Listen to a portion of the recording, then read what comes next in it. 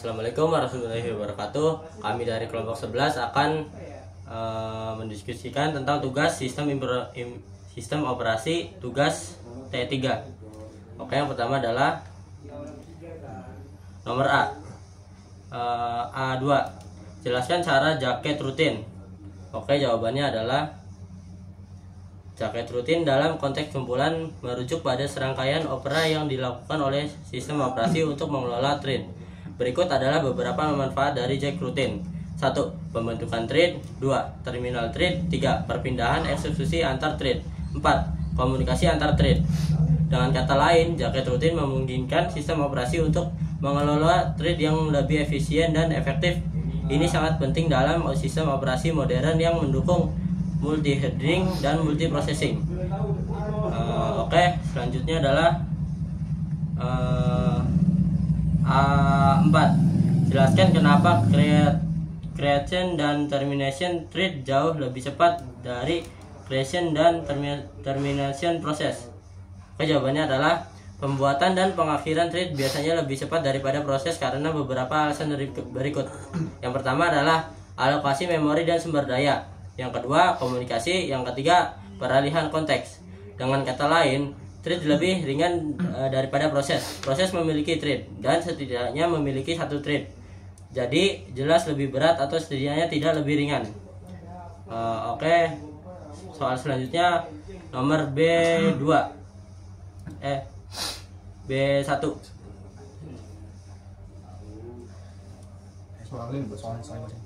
Pada model dengan 7 status, tuliskan 2 pasang kondisi yang menyebabkan proses dengan status blocked berubah menjadi block atau suspend.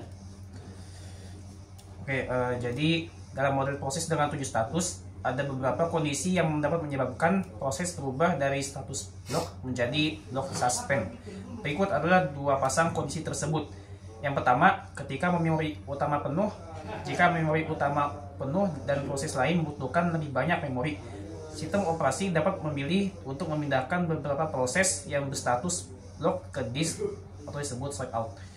Dalam hal ini, proses tersebut berubah status dari block menjadi block suspend. Yang kedua, ketika proses menunggu input output selesai. Jika proses berstatus block karena menunggu operasi input output selesai dan operasi tersebut membutuhkan waktu yang lama, sistem operasi dapat memilih untuk memindahkan proses tersebut ke disk untuk mengoptimalkan penggunaan memori. Dalam hal ini, proses tersebut berubah status dari block menjadi block suspend. Harus dicatat bahwa jika spesifik tentang bagaimana dan kapan proses berubah status dari block menjadi block suspend dapat bervariasi tergantung pada implementasi sistem operasi dan kebijakan penjadwalan yang digunakan. Oke, yang nomor B2, tuliskan 3 alasan mengapa dalam sebuah sistem operasi dilakukan swapping. Oke, jadi ada 3 alasan mengapa swapping, kenapa adanya swapping. Jadi swapping dalam sistem operasi dilakukan karena beberapa alasan. Yang pertama, sebagai memori cadangan. Swapping bertindak sebagai virtual memory atau memori cadangan ketika memori utama atau RAM komputer penuh akibat membuka beberapa aplikasi besar secara bersamaan. Swapping dapat membantu sebagai tempat penyimpanan sementara. Data-data yang dialihkan ke partisi swap bukanlah data-data yang terlalu penting atau merupakan data yang jarang digunakan. Pengambil alihan peranan dari RAM oleh partisi swap dapat mengurangi beban RAM. Yang kedua, agar komputer bisa masuk ke mode hibernasi. Sebelum melakukan hibernasi, komputer akan menyimpan data-data yang tengah berjalan pada partisi swap. Lalu yang ketiga, optimalisasi penggunaan memori. Swapping memungkinkan sistem operasi untuk memberikan aplikasi atau proses yang sedang berjalan lebih banyak memori daripada yang tersedia dalam memori fisik atau disebut RAM yang ada. Ketika memori fisik sistem telah habis, swapping memori dapat dipilih untuk memperoleh memori tambahan.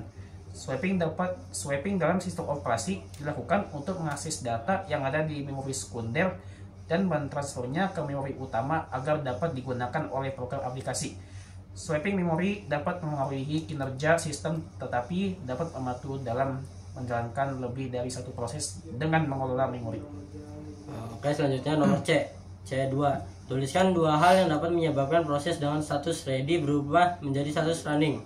Oke, jadi yang pertama, hal yang dapat menyebabkan proses dengan status ready berubah menjadi running, yaitu pertama scheduling atau dispatch. Nah, jadi scheduling atau dispatch itu penentuan proses mana yang akan berjalan pada CPU pada waktu tertentu sampai akan dieksekusi.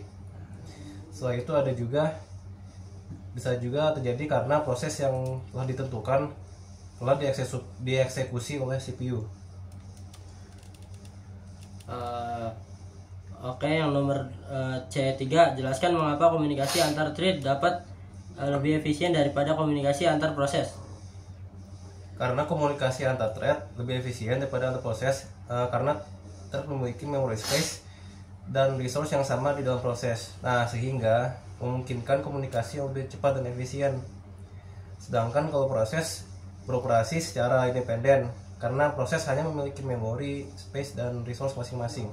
Oke, nomor C4, tuliskan dua hal yang dapat menyebabkan proses dengan status running berubah menjadi status ready. Baik, jadi ada dua hal yang dapat menyebabkan proses dari running menjadi ready. Yang pertama itu waktu proses telah habis atau sebutannya timeout. Yang kedua bisa karena datang proses berprioritas tinggi. Oke, selanjutnya nomor D, bagian 3. Tuliskan dua penyebab proses dengan status ready berubah menjadi running. Baik, dalam sistem operasi, proses dengan status ready berubah menjadi running karena ada alasan beberapa diantaranya. Yang pertama, penjadwalan CPU. Proses berubah dari ready menjadi running ketika penjadwalan scheduler memutuskan untuk memberikan CPU kepada proses tersebut. Penjadwal biasanya menggunakan algoritma tertentu untuk menentukan proses mana yang harus dijalankan selanjutnya. Alasan berikutnya yaitu selesainya proses lain. Jika proses yang saat ini sedang running telah selesai menjadi terminate atau berubah statusnya menjadi ready atau block, maka proses lain yang sebelumnya dalam status ready dapat berubah menjadi running. Ini terjadi karena CPU yang sebelumnya digunakan oleh proses lain kini tersedia. Oke, nomor D4, interrupt dan trap dapat menyebabkan proses switching. Apa perbedaan antara interrupt dan trap? Baik, berikut adalah perbedaan utamanya. Di antaranya, interrupt biasanya disebabkan oleh perangkat keras. Misalnya ketika perangkat keras seperti hard disk atau kartu grafis memerlukan perhatian CPU, mereka akan mengirim interrupt. Interrupt ini asinkron, yang berarti mereka tidak terjadi di tempat-tempat yang ada diprediksi dalam kode pengguna. Kemudian ada trap. Sebaliknya, trap adalah interupsi yang dipicu oleh perangkat lunak. Biasanya trap dipicu oleh program pengguna untuk meminta fungsi sistem operasi. Misalnya pembagian dengan 0 atau akses memori tidak valid dapat memicu trap. Trap ini sinkron, yang berarti kode pengguna ditangguhkan dan dilanjutkan setelahnya. Baik. Oke, sekian dari kelompok kami. Kurang lebihnya mohon maaf. Wassalamualaikum warahmatullahi wabarakatuh.